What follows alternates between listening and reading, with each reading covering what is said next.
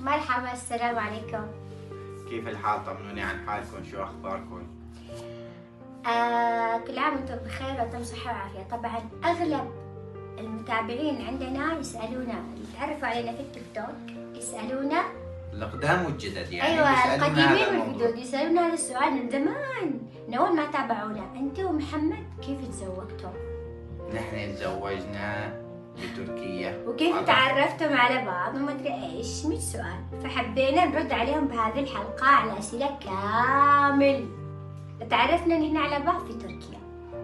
بالشغل كنا نشتغل ونتعامل مع بعض سوا بالعمل. طبعا صار لي هنا في تركيا من 2014، واشتغلت في سياحة واشتغلت في شركة عقارات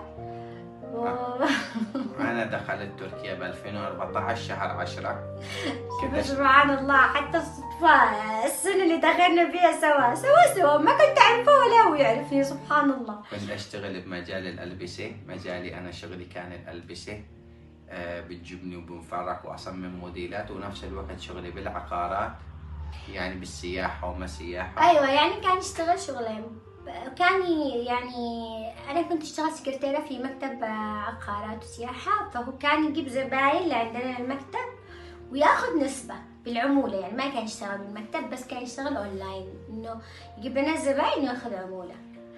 وتعرفنا على بعض بهذا. أيوة، كان في بيننا الشغل فقط لا تعاملنا بس ولا فترة طويلة أنا وياها تعاملنا بس طريق مكالمة، لكن نشوف بعض ولا شيء. ما كنت أني أروح لعندنا على المكتب بكثرة. أيوة، كله اتصالات، بس كانت اتصالات أغلبها، ونادر لما أجيب زباين للمكتب كذا. المهم لما شافني هو ونعجبت فيها وأهل الحب. طبعا أنا كنت أقول مستحيل مستحيل صحيح. مستحيل أتزوج يعني من غير بلدي. مش إنه في عيب أو شيء، لا، يعني من سوري، بس من سوريا أنا يمنية وحاجات كثير يعني. لا والله أحسن الناس. أنا ما أتكلم عن قصي، أنا أتكلم إنه مش من بلدي. يعني أنتم عارفين إنه أغلب اليمنيين كيف العادات والتقاليد. عندنا أهلا كثير عارضوا بداية كثير عارضوا. كيف بالبداية عارضوا مش اللي عارضوا سووا لي مشاكل، انضربت. لقى مشاكل تقريبا مش سنة كاملة أنا متعذب. سنة كاملة وهو يحاول إنه يقنعني، لأنه أنا كنت أقنع أهلها. أكثر شيء كان القناعة على أهلها يعني. لي ولأهلي، لأن أنا كنت رافضة حتى. يعني إيش كنت أقول لكم، حتى بسبب إنه يعني كان مرة متمسك بالفكرة وكذا. أنا تركت الشغل، كنت أنا ما بدي، مش عاوزة ما أشتي خليت المكتب كامل ورحت انتقلت لشغل ثاني علشان إنه خلاص لحقني للشغل الثاني. لحقني للشغل الثاني، كان يلاحقني حتى لدرجة إنه يراقبني، عرف عنوان بيتي وين.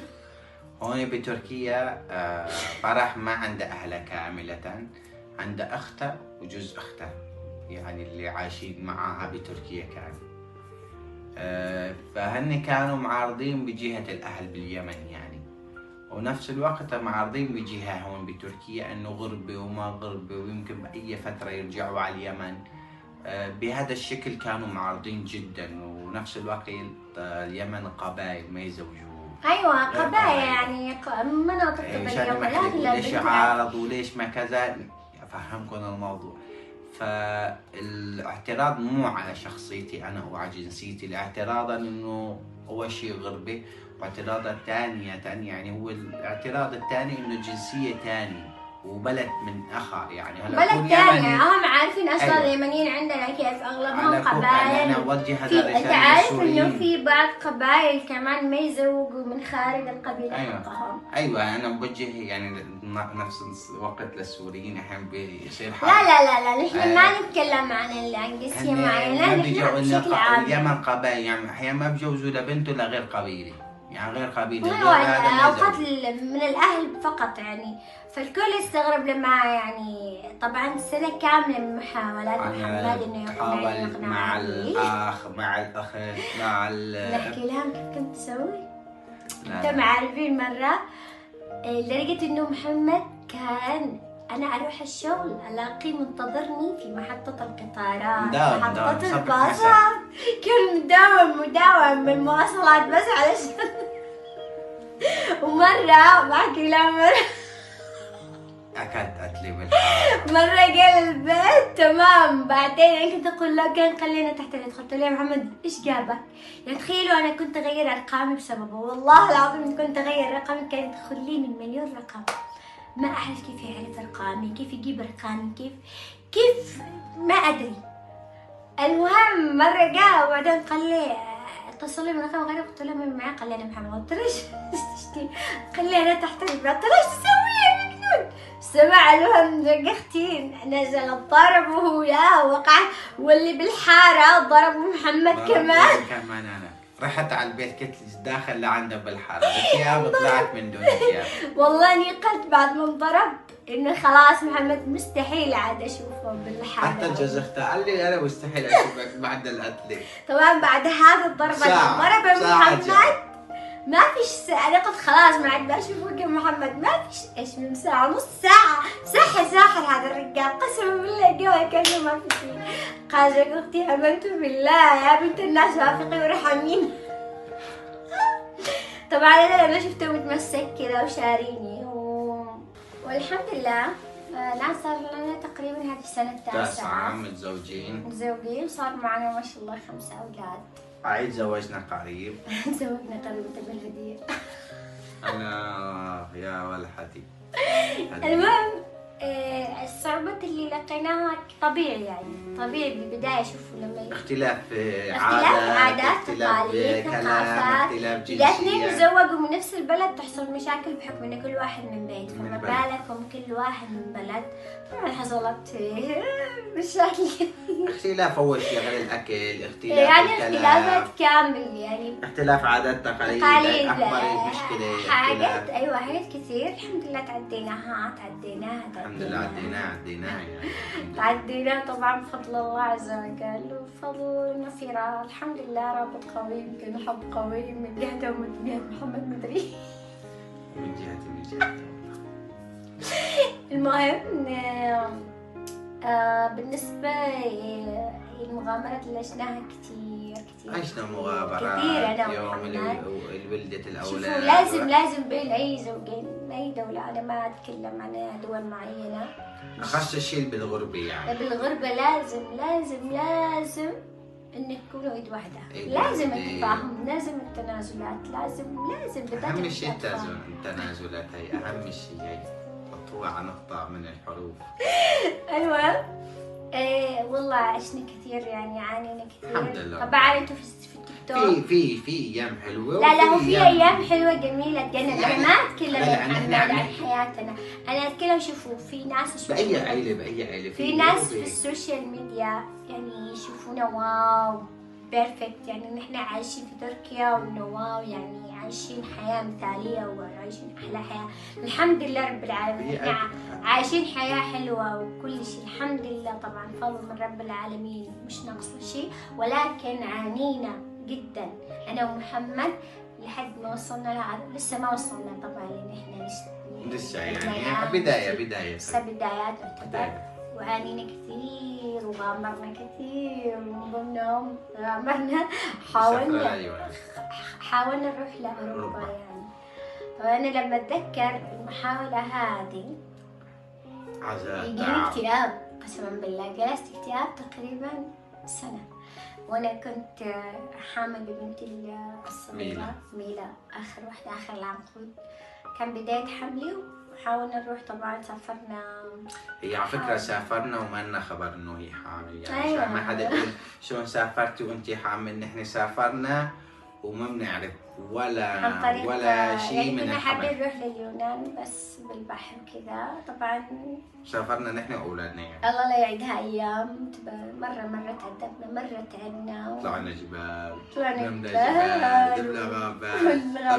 الغابات اللي مشيناها نحن والاولاد والبهدله، لبين وصلنا البحر. يا ريت وصلنا. خرب الموتور فينا جدا. يستعيب بالأخذ السواح التركي. طبعا مسكونا تركنا امور قانونيه شهر شهرين. ايه مش حابة مش قادرين نتكلم. شهر تقريبا مرقنا. الحمد لله الحمد لله وعديناها الحمد لله، ان شاء الله نعديها وبنضل طبعا طالما نحن مع بعضنا بعض واولادنا معنا رح نضل نحاول تطور الامر لحد ما نوصل لهدفنا واحلامنا باذن الله، طبعا بتشجيعكم لنا، بوجودكم بجانبنا، ووقوفكم معنا بكل وبدعمكم والناس اللي تحبنا ودعمكم لنا وبس. إن شاء الله. كانت قصتنا طبعا باختصار كثير يعني اختصرنا تقريبا تفاصيل. من حياتنا من 100 اختصرناها 10%، يعني 10% تفاصيل كثيرة حكيناها، ما تكلمنا 90% عليها. حكيناها. ما تكلمنا عليها بس عشان اختصارا للوقت عشان انتم ما تملوا يعني. ان شاء الله بتصيروا مبسوطين على فيديوهاتنا ان شاء الله وتستمتعوا راح نصور بالفيديوهات. لكم فلوجات حياتنا اليومية نحن واولادنا في اليوتيوب، ومستمرين في التيك توك مثل الفلوج في الفيديوهات القصيرة اللي تحبوها تضحك. طبعا انا وحياتنا محمد كذا على فكرة كوميدي عياط، يعني نافي يا جني وي الله ويسعدك. هو يقول كلمة وانا افهمها غلط، ويكلمني اكلمه كلمة ويفهمني غلط، ونص ساعة من الضارة ونتصالح. ما في باليوم اذا ما تكوننا 3-4 مرات مستحيل. حتى عكست الموت. الله يعين. طبعا عصبية مرة جدا بس مش انا جدا هادي. والله انه كذاب قسما عصبي، والله والله انه خرطي. عرفت شو خرطي؟ يعني خرط يعني شتام. قسما بالله انه عصبي اكثر مني، وعادي يكسر كمان لما يعصب. والله انه نص عفش البيت كسر. محمد قول الصوت، محمد قول الصوت، والله العظيم انه يخرب ويكسر. عصب ايوه. حسيت انه مو اكسر لدرجه خلاص محمد خلاص. عصب ايوه عصبي يعني، بس ما عصبي جدا. لا طالع لي البلعوم حقي. والله انه عصبي قسما بالله. وانا عصبيه بس طبعا انتوا عارفين يعني اطفال وبيت وتحملاهم كمان. بس من الله. المهم كونوا بخير وان شاء الله تابعونا اعملوا حركة اكسبلو واشتراك للصفحة وتفعيل الجرس وتابعوني على اليوتيوب ومن على التيك توك. اللي على التيك توك يروح يتابعنا على اليوتيوب، واللي على اليوتيوب يتابعنا على التيك توك. ونشوفكم على خير. باي.